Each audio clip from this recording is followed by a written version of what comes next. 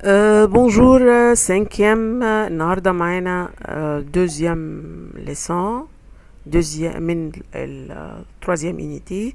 معاكم بروفيسور غادة الشريف، وعايزين نشرح الجزء التاني من الدرس بتاعنا. بيتكلم عن ايه يا ترى؟ بيتكلم عن solution. لا solution. solution يعني ايه يا ولاد؟ solution يعني محلول، يعني حاجة دايبة في مية، نسميها solution. سبعة لا solution. طيب احنا كنا بنتكلم على ايه في الدرس اللي قبليه؟ كنا بنتكلم على الميلانج، مش كده؟ طيب solution c'est un genre spécial de mélange، نوع مخصوص معين من الميلانج. يعني درسنا الميلانج، هناخد مثال بقى عليها اللي هو السوليسيون. c'est un mélange liquide. solution ده اكيد ليكيد، سبعة homogène متجانس مع بعضه، المكونات بتاعته متصاحبة مع بعضه. يعني سوليسيون سالي مثلا او سوليسيون سكري، ميه بملح اللي ما بتتغيرش بعد وقت دي، والميه بسكر اللي ما بتتغيرش بعد وقت، سبا دي اسمها solution salée, solution sucrée. C'est un mélange liquide homogène. بيتكون من ايه يا ترى؟ formé des deux او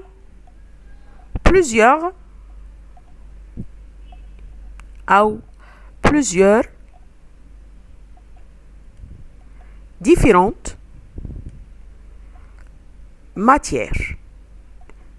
ما هو بقى بالاساس هو ميلانج، يبقى اكيد ميلانج بيتكون من كذا ماتيير، تمام؟ بس كلهم مش مختلفين عن اذا مش زي الزيت والميه مثلا، مش زي الويل اون لو تروف سيباري كده اي سافلوت، لا ده لازم تكون هوموجين، يعني متجانسه مع بعضيها. في كمان واحنا بنتكلم على الميلانج بنقول سي الميلانج ليكيد كي ريزولت دو لا ديسوليسيون، ممكن نقول عليه هو الميلانج الليكيد اللي نتج من ديسوليسيون. مهم قوي انك تعرف الكلمه دي في الليسان ده. ديسوليسيون يعني الذوبان، ناتج من ذوبان او اذابه ان ماتيير سولوبل dans un solvant. ده الديفينيسيون اللي انت لازم تحفظه. السوليسيون يعني ايه؟ يعني ميلانج ليكيد.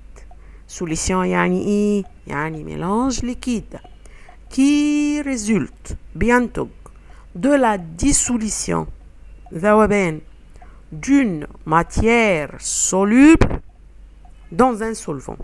ذوبان مادة، والمادة دي ممكن تدوب في أي حاجة، في solvant. solvant يعني إيه؟ مية أو مادة ليكيد، يعني واحدة سوليد واحدة ليكيد، والسوليد سوليبل، تمام؟ يبقى هو بيتكون من حاجتين، ماتيير سوليبل، تمام؟ وماتيير ليكيد، ماتيير سوليبل وماتيير ليكيد، وفي معظم الأحوال الليكيد ده بيبقى مية، فبنسميه سوليسيون، تمام؟ طيب ناخد اكزامبل عشان نفهم من الاكزامبل بتاعت الميلانج. وزي ما قلت لك ده درس محتاج ان احنا ندخل انا وانت كده في الكويزين ونقعد نشوف ايه الموضوع بالظبط. الاكزامبل بتاعته لا ليموناد دو سيترون. ايه ليموناد دي سيترون دي؟ لا ليموناد دو سيترون qu'on peut préparer، نخلط ايه بايه بقى؟ en mélangeant l'eau وده الليكيد avec les jus de citron وده ليكيد تاني avec le sucre وده ماتيير soluble solide.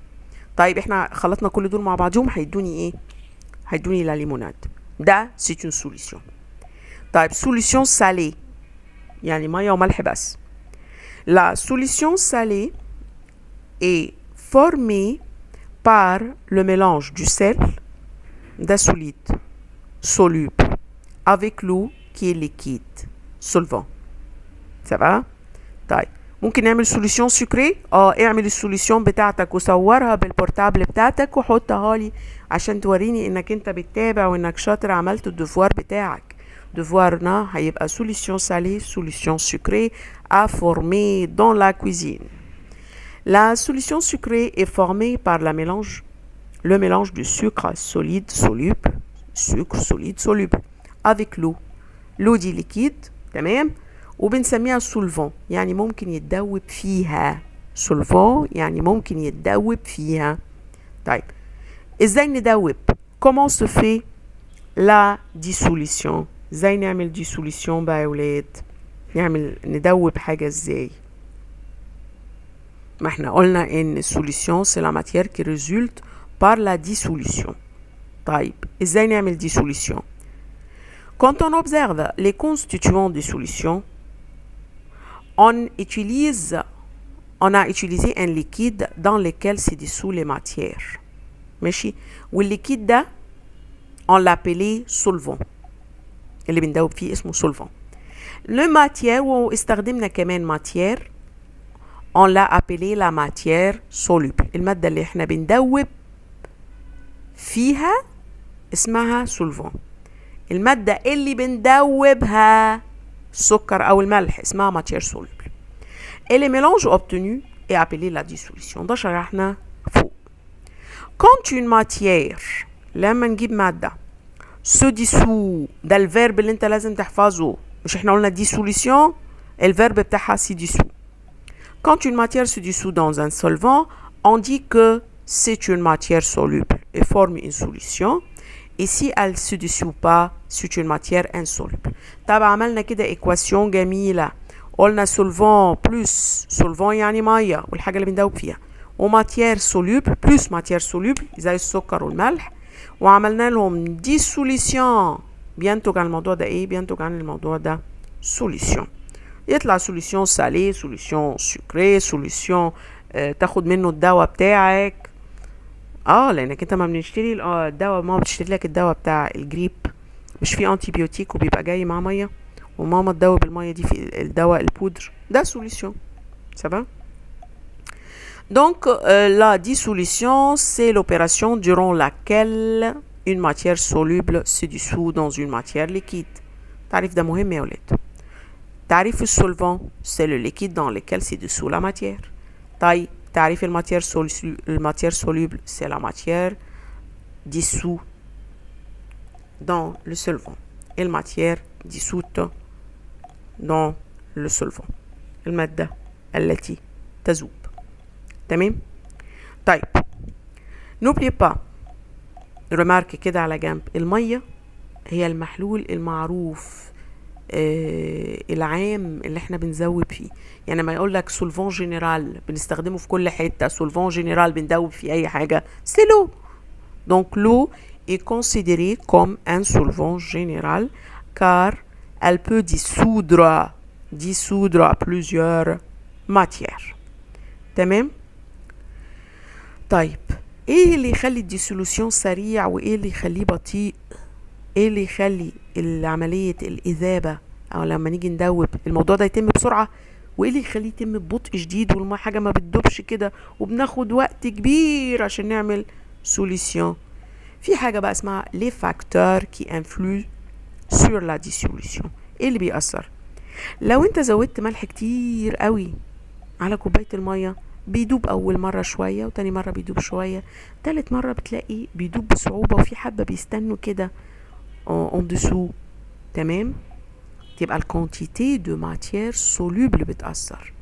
طيب لو انا جيت دوبت ملح كتير في حبة مية صغيرين قوي، لا طبعا هاخد وقت ومش هيدوب كله والموضوع ده هيبقى بطيء. يبقى الكونتيتي بتاعت المية كمان الكونتيتي دو سولفون بتأثر. تعال نشوف الكلام ده en français. La quantité du solvant et la matière, la quantité de matière soluble. Si tu mets يلا بقى عشان نبتدي نعمل activité.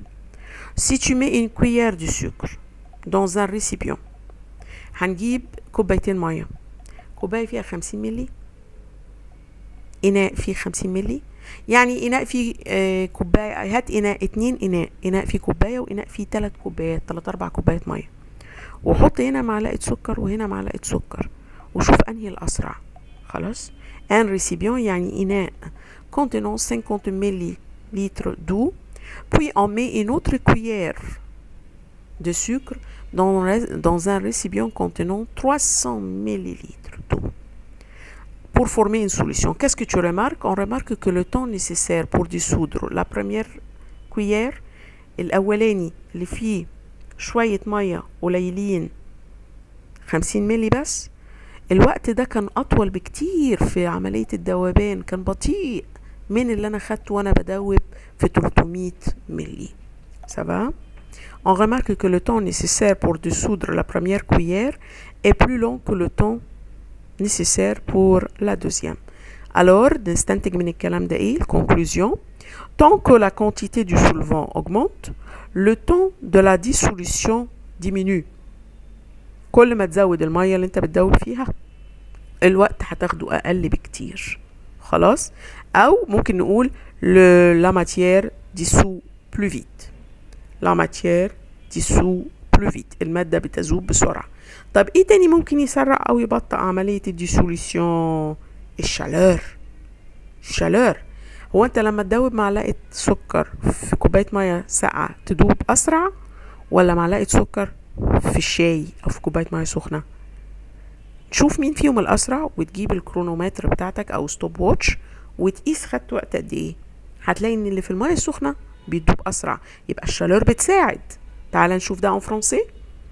Si on met des quantités égales, كميات متساوية d'eau dans 3 récipients, de sorte que l'une soit d'eau tiède, ou deuxième eau chaude, ou troisième eau froide. Et on met des quantités égales de sucre dans les 3 récipients. هنساوي كمية المية، بس المية هتكون واحدة سخنة واحدة ساقعة واحدة متوسطة. On remarque que le récipient chaud dissout le sucre plus vite que les 2 autres. أكيد الشالور aide. طيب بعد ما نعمل الاكتيفيتي دي مش في conclusion تجربة طلعنا بيها؟ طيب ادي الاكتيفيتي، مالكش دعوة هي جاية من كتاب ايه، بس tu regardes avec moi اهو. ادي الريسيبيون في مية متلجة ومية عادية ومية شود، ونفس الكونتيتي من السكر، وجبنا كرونومتر او ستوب ووتش وعملنا ودوبنا السكر في التلاتة وشوفنا الوقت مين اسرع مين بطيء. طيب تسجل الكونكلوزيون بتاعتنا ونتيجة التجربة بتاعتنا. alors tant que la chaleur augmente، ايه اللي بيحصل quand la chaleur augmente؟ le temps de dissolution diminue. وقت اللي بنعمل فيه السوليسيون بيقل، وقت الإذابة بيقل. طيب تمام، يبقى ده العامل التاني. يبقى أول فاكتور كان الكونتيتي دو سولفون اي ماتيير سوليوبل، تاني حاجة بتأثر هي الشالور، تالت حاجة الفي دو ريموي. ايه الافي دو ريموي؟ يعني قلبنا ولا ما قلبناش؟ مين فينا مين في الحاجتين دول هيساعدنا ان احنا نعمل السوليسيون اسرع، التقليب ولا عدم التقليب؟ نجرب ونشوف. si on met des quantités équivalentes de sucre en 2 récipients identiques et on remue un récipient et pour dissoudre le sucre et on laisse l'autre sans remuer من غير ما نقلبه. qu'est-ce qu'on remarque؟ on remarque que le sucre dissout plus vite، السكر بيدوب بسرعة dans le récipient remué. اللي قلبنا طبعا اكيد لما نقلب هندوب اسرع. تمام، الكلام ده انت عارفه، بس احنا بنحاول on va l'étudier en français et avec des activités عشان تبقى راجل بتفهم وبنوتة حلوة بتفهم في السيانس. ادي الدو فير او الدو بيكر او الدو ريسيبيون، وادي الكونتيتي دو سكر، معايا ستوب واتش بتاعتي، ومعايا حاجة بنقلب بيها. ça peut être cuillère، ça peut être part en fer، ça peut être chalumeau زي ما انت عايز. سبا وبنشوف مين فيهم الأسرع. تمام، اللي مع التقليب بنقلب واحدة فيهم وبنسيب التانية من غير تقليب، وبنشوف مين فيهم اللي بتدوب بسرعة. بنستنتج ايه؟ conclusion le fait de remuer accélère، بيزود موضوع السوليسيون اللي بيزود التقليب، او اكسلر بيسرع عملية السوليسيون. طيب اخر حاجة بقى لها تأثير في موضوع السوليسيون ده اللي بيتعمل بلو رابيد او بلو لونت، الجار دو ماتيير سوليبل، نوعية المادة اللي انت بتدوبها. انا عارفة ان السيل فاسيل ادي سودر مثلا السكر، انما في مواد تانية هي المادة نفسها الكاركتير بتاعتها كده بتاخد وقت. ça va comme quelqu'un بيتنرفز بسرعة، quelqu'un qui s'énerve moins، quelqu'un qui est gentil، quelqu'un qui n'est pas gentil، دي كاركتير بتاعته. ففي الماتير سوليبل الكاركتير بتاعتها ممكن تغير لي نتيجة أو تزود الوقت بتاع السوليسيون. طيب نعمل ايه عشان الاكتيفيتي؟ si on met des quantités، نحط كميات equivalent دي كمية من مادتين. المادة الأولانية هي كلوريور دي صوديوم، ده اللي هو الملح بتاعنا اللي في المطبخ، كلوريور دي صوديوم اللي هو السال دي كويزين أو السال دي تابل. والكمية التانية اللي قدها بالظبط من الكربونات بتاعة الصوديوم. كربونات الصوديوم ده كيس ماما بتستخدمه وهي بتعمل الكيكة، سبا اقول لها فين كيس كربونات الصوديوم، ونقعد مع بعض ونعمل عملية السوليسيون. خلاص، يبقى مرة هنجيب كميتين، معلقة كربونات الصوديوم ومعلقة ملح، وندوبهم في دو ريسيبيون ونشوف كده الوقت، ومعنا كرونومتر أو معنا ستوب واتش. On remarque que le temps de dissolution dépend du genre de matière. الملح هيدوب أسرع من الكربونات دو صوديوم. طيب في نهاية الدرس pour résumer de ce qui précède on peut conclure les facteurs. نقدر نستنتج بقى العوامل اللي بتساعدنا pour accélérer la dissolution. Les facteurs qui influent sur la vitesse de la dissolution. الquantité، أول واحد الquantité du solvant et de la matière soluble. تاني حاجة ممكن تساعدنا الشلار. الفي de remuer. quatrièmement وبيأثر أكيد في الموضوع الجار de matière soluble. Je vous remercie. يلا نذاكر الدرس. Bise pour tout mes enfants. l'exercice ورق الدرس على مجموعة الواتساب، وما تنساش الابونمون بتاعتك، وشير واعمل بارتاج مع اصحابك عشان الكل يستفيد. فعل الجرس عشان يوصلك كل جديد. شكرا.